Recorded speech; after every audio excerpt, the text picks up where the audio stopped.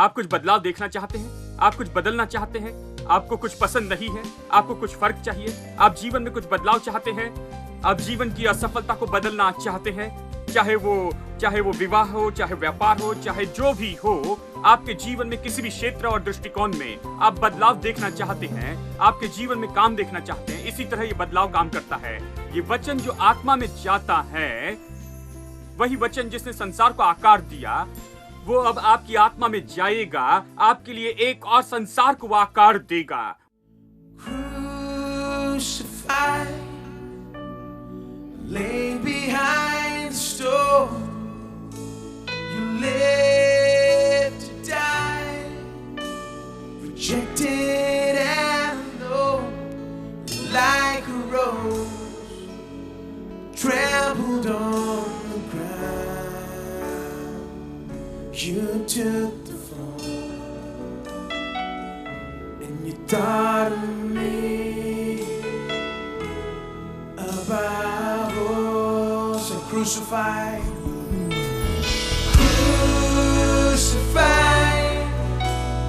lay behind the stone, live to die, rejected and alone, like a rose, trampled on the ground. You took the fall,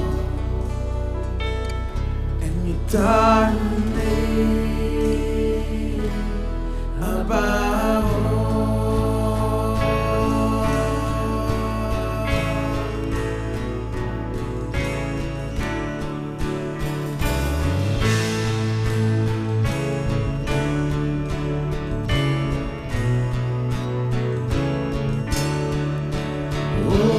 praise the one who paid my debt and raised this life up from the dead.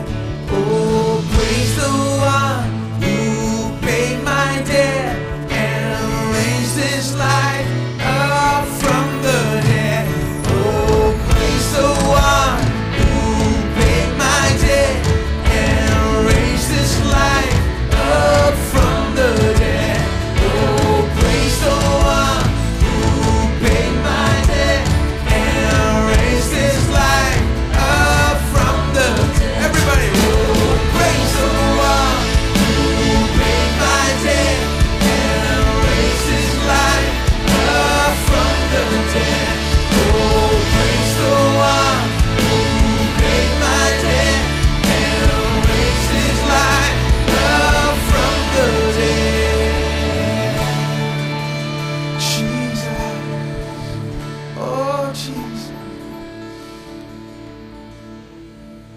your presence is heaven to me.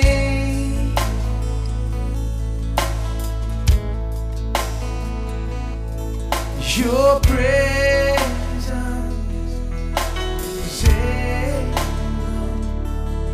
to me.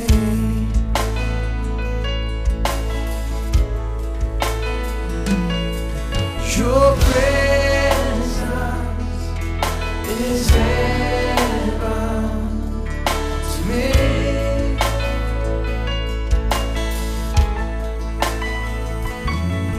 Your presence is heaven to me.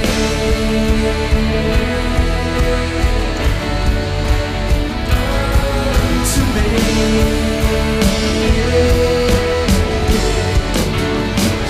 We're singing, oh Jesus, oh Jesus.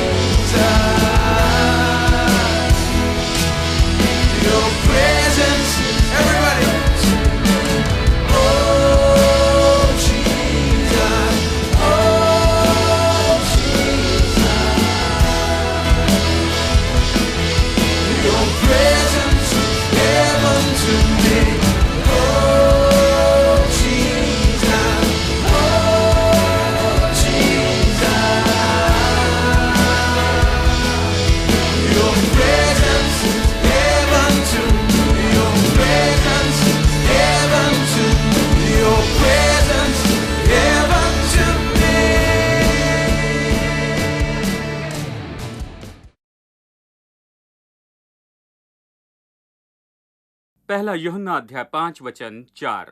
क्योंकि जो कुछ परमेश्वर से उत्पन्न हुआ वो संसार पर जय प्राप्त करता है, और वो विजय जिससे संसार पर जय प्राप्त होती है हमारा विश्वास है। ये कहता है कि जो भी परमेश्वर से जन्मा है वो संसार पर जय पाता है, क्योंकि आप उस वर्ग के हैं जो परमेश्वर के वर्ग के हैं। आप परमेश्वर के वर्ग के हैं, आप तो अलग तरह के वर्ग के हैं। इसलिए संसार तो आपके नीचे है और आपने संसार पर जय पाई है। और फिर ये कहता है यही तो विजय है जो संसार पर जय पाती है, वो है हमारा विश्वास। देखिए, हमारा विश्वास इतना महत्वपूर्ण है क्योंकि हमारे विश्वास से ही हम संसार पर जय पाते हैं। इसलिए हम विश्वास के द्वारा सीख रहे हैं। हम खासकर परमेश्वर के से विश्वास के बारे में सिखा रहे हैं। यदि आप विश्वास समझते हैं, आप विश्वास में बढ़ते हैं, तो इस संसार में कोई समस्या नहीं जिस पर जय नहीं पा सकते हैं। आप जयवंत होने के लिए बने हैं क्योंकि आप परमेश्वर से जन्मे हैं, क्योंकि आपका स्वभाव जो आपके अंदर है, आपको विश्वास सीखना होगा, क्योंकि इसी तरह से आप जयवंत हो सकते हैं। प्लीज मेरे साथ निकालें मरकुस अध्याय 11 और चलिए मैं वचन 20 से आगे पढ़ता हूं। फिर भोर को जब वो उधर से जाते थे तो उन्होंने उस अंजीर के पेड़ को जड़ से सूखा हुआ देखा। पतरस को वो बात स्मरण आई और उसने उससे कहा, हे रब्बी, देख, ये अंजीर का पेड़ जिसे तूने श्राप दिया था सूख गया है। यीशु ने उसको उत्तर दिया, परमेश्वर पर विश्वास रखो। मैं तुमसे सच सच कहता हूं कि जो कोई इस पहाड़ से कहे तू उखड़ जा और समुद्र में जा पड़, और अपने मन में संदेह न करे वरन प्रतीति करे कि जो कहता है वो हो जाएगा, तो उसके लिए वही होगा जो वो कहता है। परमेश्वर विश्वास का प्रभु है, वो विश्वास से काम करता है। जब हम कहते हैं कि परमेश्वर विश्वास से काम करता, तो हम कह रहे हैं जिस तरह से वो काम करता है, जिस तरह से वो काम पूरा करता है। अब विश्वास के परमेश्वर की हम विश्वास की संतान हैं। जिस तरह से मछली पानी में रहती है, जानते हैं, विश्वासी विश्वास से जीता है। विश्वासी अपने विश्वास से जीवित रहेगा, हबक्कुक कहता है। और फिर ये नए नियम में 3 बार दोहराया गया है, ये बताया गया है। यानी धर्मी जन विश्वास से जीवित रहेगा। हमें विश्वास से जीने के लिए बनाया गया है। अब इसीलिए हमें यह समझना बहुत जरूरी कि विश्वास किस बारे में है। और परमेश्वर के जैसे विश्वास, परमेश्वर का सा विश्वास जो स्वयं प्रभु में है और वो इससे काम करता है। अब वचन 22 में जो हमने अभी पढ़ा है, ये कहता है, यीशु ने कहा कि परमेश्वर में विश्वास रखो। देखिए, कहानी का भाग तो ये है कि यीशु ने अंजीर के पेड़ को श्राप दिया, मैंने आपको बताया। और अगले दिन यानी 24 घंटे बाद चेले यीशु के साथ उसी रास्ते पर आते हैं। जब यीशु ने पेड़ को श्राप दिया, वो उसके साथ थे। उसी समय वहां कुछ नहीं हुआ। 24 घंटे बाद वो उसी रास्ते से वापस आते हैं और देखते हैं कि पेड़ जड़ से सूख गया है। यह महत्वपूर्ण है, इसलिए पिछले हफ्ते मैंने आपको जड़ के बारे में बताया। आपको बताया कि जड़ नीचे होती है, अदृश्य होती है, और पेड़ तो ऊपर दिख सकता है। हर चीज जो दिखती है उसकी अदृश्य जड़ होती है, मैंने कहा था।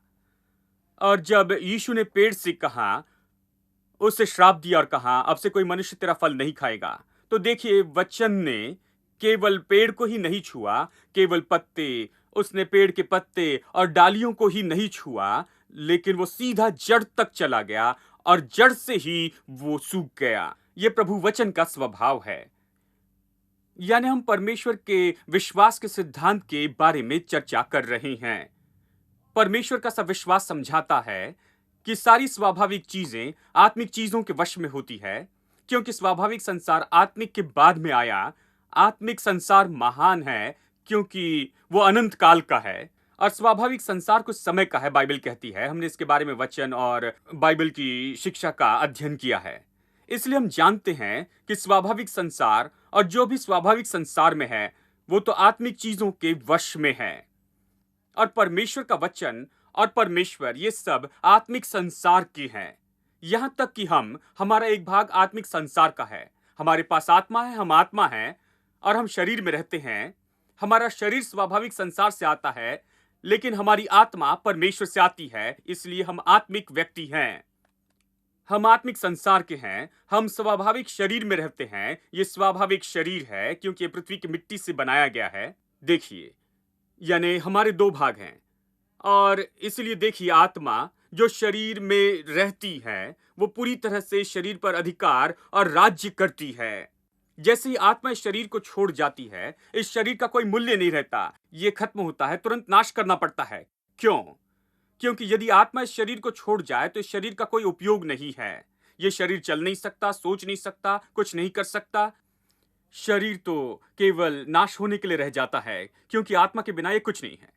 यानी यहीं पर आप देखते हैं कि आत्मा क्या है और स्वाभाविक चीजें क्या है। आत्मिक चीजें कैसी हैं और स्वाभाविक चीजें कैसी हैं। आत्मिक चीजें पूरी तरह से अधिकार करती है स्वाभाविक पर। यानी जैसे आत्मा, मैं आत्मा हूं, मैं शरीर पर अधिकार करता हूं और आत्मा के बिना शरीर का कोई मूल्य नहीं है। इसी तरह से आत्मा सब पर अधिकार करती है। आत्मिक चीजें पृथ्वी की सारी चीजों पर अधिकार करती है। हम इसे ही देख रहे थे। आत्मिक चीजों को बाइबल में अदृश्य चीजें कहा गया है, क्योंकि वह आत्मिक क्षेत्र में होती है। जैसे मैं आत्मा हूं, लेकिन आप मुझे नहीं देख सकते। आपने मुझे नहीं देखा, मेरे शरीर को देखा है। मैं तो असली में भीतर में हूं, इस शरीर के भीतर में। यानी आपने सच में मुझे नहीं देखा, मैंने आपको नहीं देखा है, क्योंकि आप वो नहीं जिसे मैं देख रहा हूं। 5 फीट 7 इंच के व्यक्ति, ये तो शरीर है। आप इस घर में रहते हैं, ये तो केवल आपके रहने की जगह है। आप भीतर में, आप इसके भीतर रहते हैं। यानी हमने सच में एक दूसरे को नहीं देखा। हम एक दूसरे को केवल इसी तरह से जानते हैं, शरीर को देखते हुए। लेकिन हम भीतर में आत्मिक व्यक्ति हैं। यानी आत्मा तो अदृश्य है। सारी स्वाभाविक चीजें दृश्य हैं, बाइबल ये कहती है। और दृश्य चीजें कुछ समय की और अदृश्य चीजें अनंत काल की होती हैं। कि परमेश्वर के जैसे विश्वास वचन का उपयोग करता है कि दृश्य को बदल दे और अदृश्य को आकार दे। इब्रानियों अध्याय 11 वचन 3। विश्वासी से हम जानते हैं कि सृष्टि की रचना परमेश्वर के वचन के द्वारा हुई है। यानी हम जानते हैं कि संसार परमेश्वर के वचन से बना है। पर यह नहीं कि जो कुछ देखने में आता है वो देखी वस्तुओं से बना हो। यानी तुरंत ही हम समझते हैं कि जो चीजें दिखती है वो देखी हुई चीजों से नहीं बनी है, या देखने वाली चीजों से, दृश्य चीजों से। दृश्य चीजों तो दृश्य चीजों से नहीं बनी है। वो कैसी बनी है? वचन ये कहता है कि वो परमेश्वर के वचन से बनी है। इसीलिए परमेश्वर का वचन दृश्य संसार का नहीं है। क्योंकि यदि ये दृश्य संसार का होता तो हम कह सकते कि जो चीजें देखी जाती है वो दृश्य चीजों से ही बनी है। यदि वचन दृश्य संसार का होता तो, क्योंकि ये कहता है कि वचन ने संसार बनाया और दृश्य चीजें दृश्य चीजों से नहीं बनी है। मैं आपसे कहता हूं कि परमेश्वर का वचन दृश्य संसार का नहीं है, ये आत्मिक संसार का है। शायद आप कहे कैसे?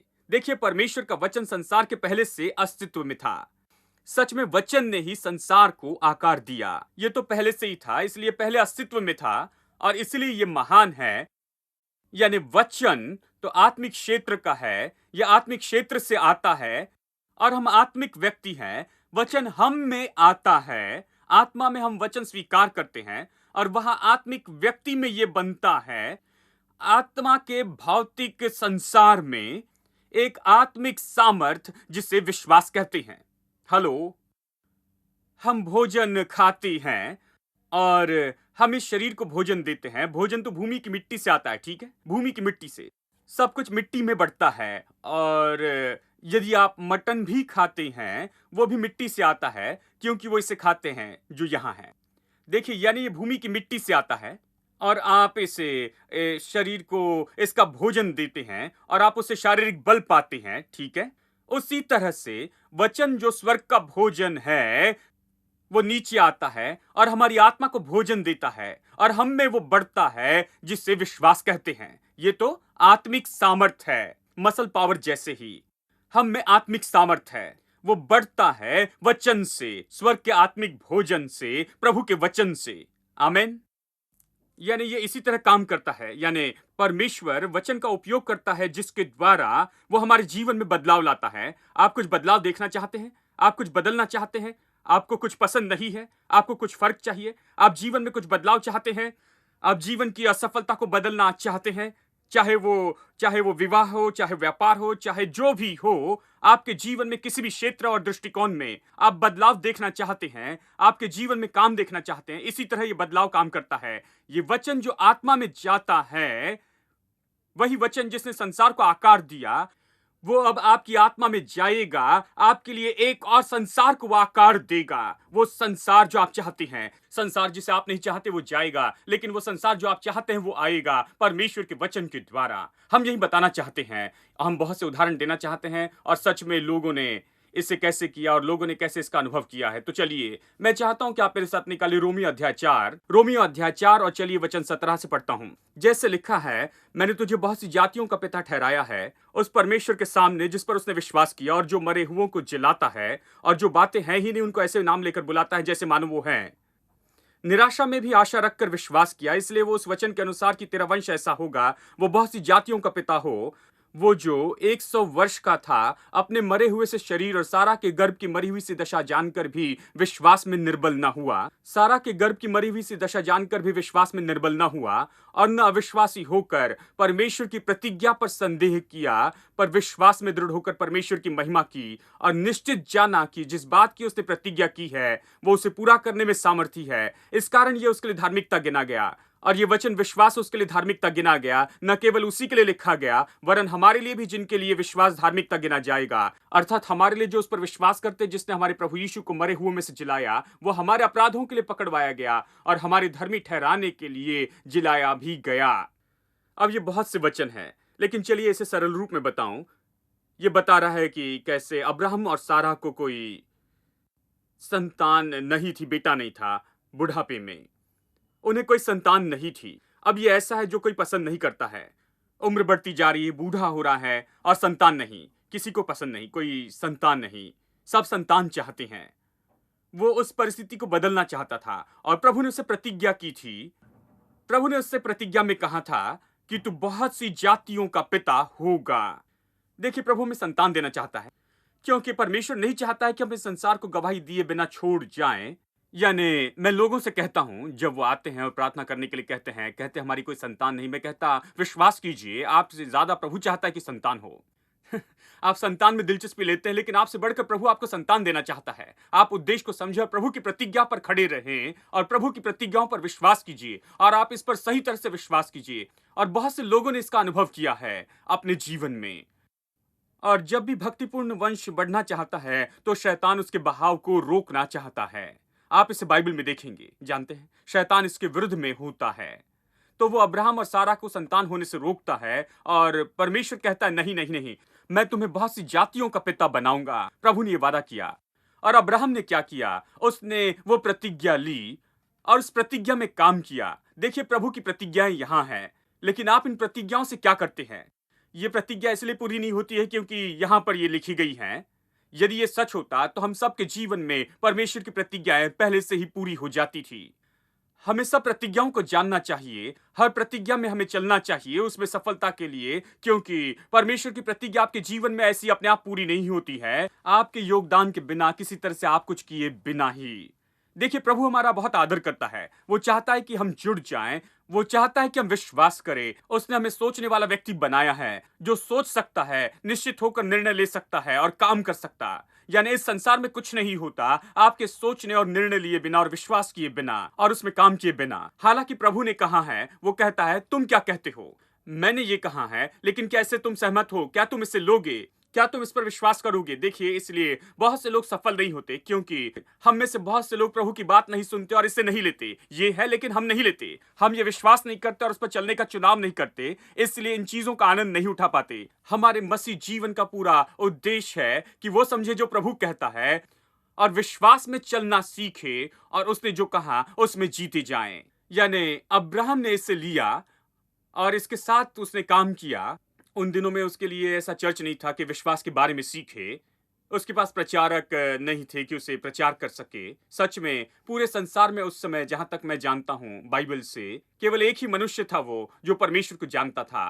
प्रभु ने उसे चुना था, बाकी कोई प्रभु को नहीं जानता था और प्रभु को उसके साथ काम करना था। तो प्रभु ने कुछ किया। मेरे साथ निकाले उत्पत्ति अध्याय 17 और वचन 5 पढ़ते हैं। इसलिए अब से तेरा नाम अब्राम न रहेगा। देखिए, उसका नाम यही था, अब्राहम, नहीं था, परंतु तेरा नाम अब्राहम होगा। क्यों? क्योंकि मैंने तुझे जातियों के समूह का मूल पिता ठहराया है। देखिए, इस नाम का अर्थ था, परमेश्वर ने इस व्यक्ति का नाम बदल दिया, इसलिए नहीं कि उसका धर्म बदलकर मसीहत में लेकर आए। नहीं नहीं नहीं, परमेश्वर ये काम नहीं करता। प्रभु ने उसका नाम बदला क्योंकि अब उसका नाम कुछ कहता है कि वो अब बहुत सी जातियों का मूल पिता होगा। उस नाम का यही अर्थ था। अब्राहम का अर्थ है बहुत सी जातियों का पिता। परमेश्वर ने ऐसा क्यों किया? उसके लिए नाम बदलना इतना जरूरी क्यों था? क्योंकि विश्वास सुनने से और परमेश्वर के वचन सुनने से आता है। यदि अब्राहम को संतान होनी चाहिए तो वो केवल विश्वास से पा सकता, और विश्वास आने के लिए जरूरी था कि वो परमेश्वर की प्रतिज्ञा को ले, उस पर वो विश्वास करते जाए, और उसके पास जरिया चाहिए कि विश्वास आए। कुछ होना चाहिए जिससे वो प्रभु का वचन सुने और विश्वास आ सके। और इससे वो कैसे करे? उसके पास चर्च नहीं था, कोई प्रचारक नहीं था, कोई पता नहीं था कि कैसे अंगीकार करे कि विश्वास आ सके। विश्वास आने का सबसे अच्छा तरीका है कि प्रभु की प्रतिज्ञाओं को ले और इसे कहे और इसे कहते रहे, और आप इसे सुने, और विश्वास इस तरह से आता है। आप इस तरह से खुद को विश्वास में बढ़ाते हैं। लेकिन अब्राहम के पास बताने के लिए कोई नहीं था। यानी परमेश्वर ने क्या किया? उसने उसका नाम अब्राहम कर दिया, क्योंकि जब भी कोई उससे पूछता तुम्हारा नाम क्या है, तो वो कहता मेरा नाम अब्राहम है,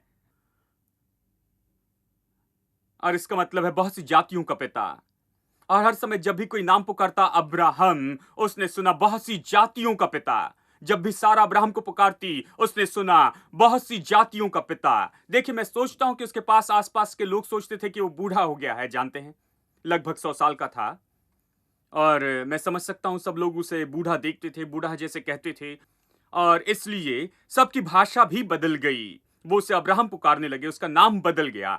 ये तो चर्चा हो गई, सब इसके बारे में कहने लगे। सब लोग कहने लगे कि नाम का अर्थ क्या है। नाम का अर्थ था कि बहुत सी जातियों का पिता। यानी जब भी उसने अपना नाम लिया तो वो सच में परमेश्वर का वचन कह रहा था, प्रभु की प्रतिज्ञाओं को। प्रभु उसे परिस्थिति में लाया जहां दिन में वो कई बार इसे कहता था जो परमेश्वर ने उसके बारे में कहा था। और जब भी उसने अपना मुंह खोलकर कहा कि हेलो मैं हूं अब्राहम, वो कह रहा था मैं बहुत सी जातियों का पिता हूं। परमेश्वर ने उसे कहने लगाया कि उसके कान सुन सके और ये आत्मा में जाए, कि आत्मा में वचन और प्रभु की प्रतिज्ञा जाए, स्वर्ग से वो आए और उसमें विश्वास आ जाए।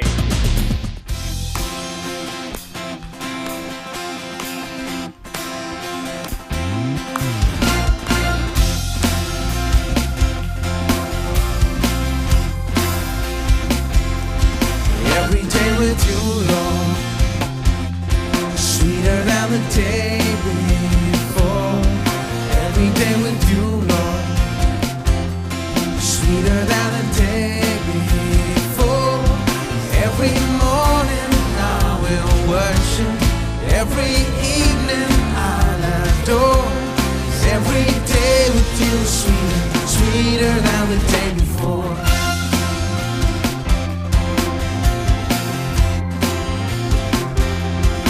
Every day with you, Lord, sweeter than the day before. Every day with you, Lord, sweeter than the day before. Every morning I will worship, every evening I'll adore. 'Cause every day with you, sweeter, sweeter than the day before.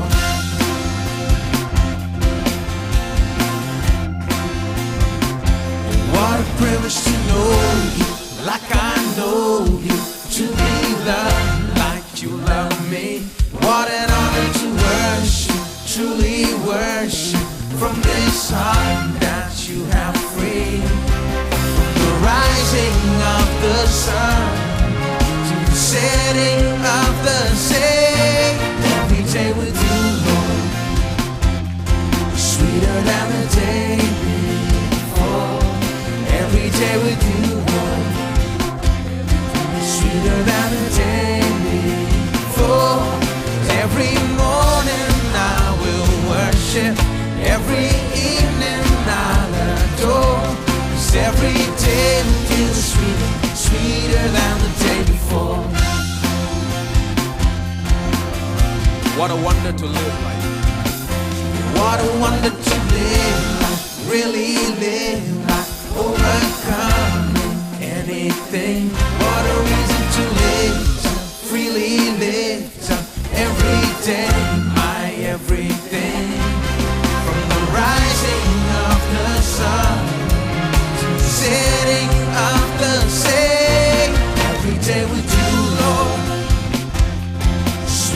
than the day before.